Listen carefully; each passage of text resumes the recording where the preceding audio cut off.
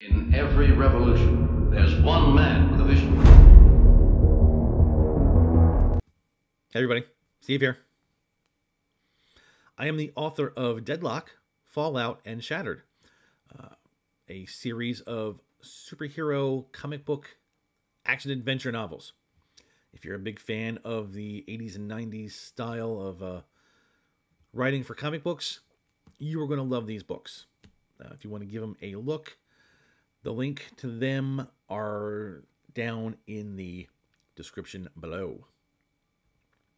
So, as of the recording of this video on September 17th, tomorrow, the 18th of September, Disney Plus and the MCU will be putting out a brand new 8-part series, Agatha All Along. Now, if you have watched WandaVision, and since you're watching me, I'm sure you've either watched WandaVision or you're aware of WandaVision. You know Agatha. I'm just going to spoil it if you haven't watched it. Agatha was a villain. She was the one behind the scenes pulling all the strings, causing Wanda misery. Well, Wanda gets her revenge in the end, and Agatha, is kind of messed up. This show apparently picks up with her regaining her senses, because she lost them. Wanda kind of stripped her memory, regains her memory, and wants to regain her power. Now, the Agatha in the comic book is a much different character. And the other characters that are going to be in this show, I'm sure some, if not most, might be also in the comic books. I'm sure they're going to be much, much different. And I come to this conclusion because of an article I read. Let's just take a look at the title of this article, and you will see exactly what I mean. Agatha All Along showrunner explains how WandaVision-themed drag brunches inspired the Marvel spin-off. I wanted this show to be worthy of that type of fandom. Now, if you are a fan of that particular type of fandom, if you enjoy those shows, by all means, please enjoy this show. I'm not here to tell anybody what they should or shouldn't like, or what they should and shouldn't watch. I'm simply here reporting on the comic book and pop culture scene. And for me, personally, this is not something aimed towards me. I am not a fan of these particular shows. The fact that, every June, these things kind of pop up like weeds, and we just got to walk through the month dealing with it until July. But it seems that this type of show is being aimed towards, made for this particular fandom. Let's go a little deeper, shall we? New Marvel series Agatha All Along brings the fan favorite WandaVision character back to the small screen.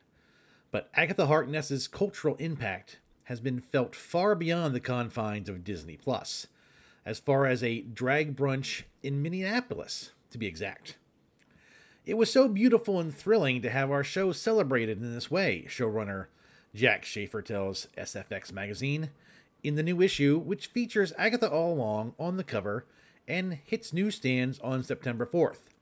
So it's already out, if you want to go pick that up or take a look at it. I could cry thinking about it. I have thought about that drag brunch most days, making Agatha All Along. I wanted this show to be worthy of that type of fandom and adulation. Well, right there, Mr. Schaefer there wants this show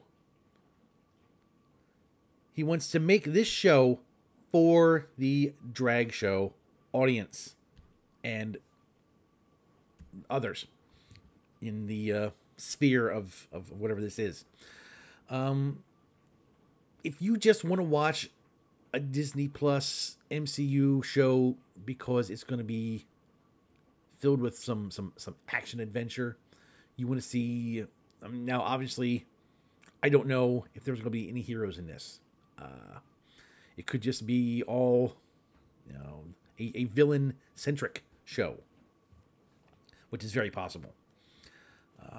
But if this type of thing tickles your fancy, again, by all means, please enjoy this show.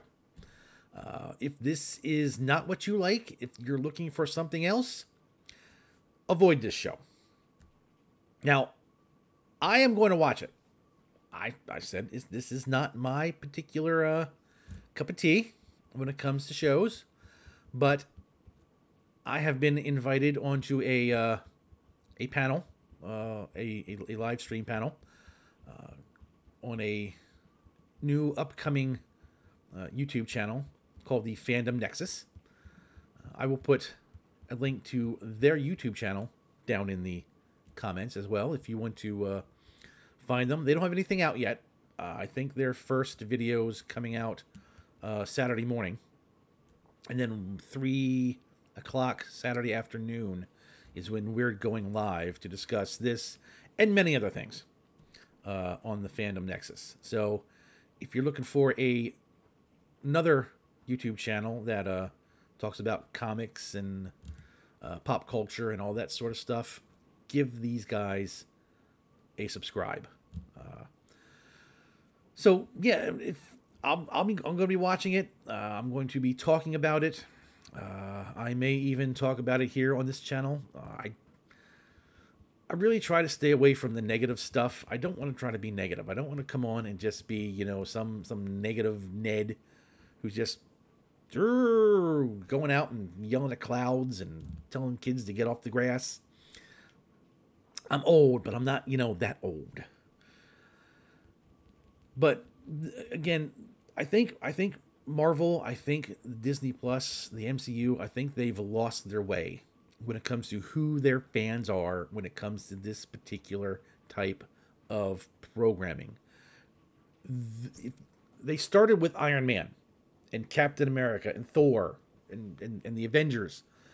And that's where most people want to be. And they carried that on through phases 1, 2, and 3 fairly well. Except Captain Marvel. No. And then it just seems after Endgame, things just fell off. They started programming and aiming things at the modern audience. I'm not sure who that audience is because their shows have not done well since. So apparently the modern audience is not watching this. The only people watching this show these days is the very, very small minority that this show seems to be wanting to attract. This crowd, the alphabet mob crowd, and people like me who are watching it to just, if anything good does come on this show, I will say it. If something is good about the show, I will say it. If something bad happens in this show, or if it's just I will say that too. I will give you my honest take, my honest review. Give you my word. My word is a nerd.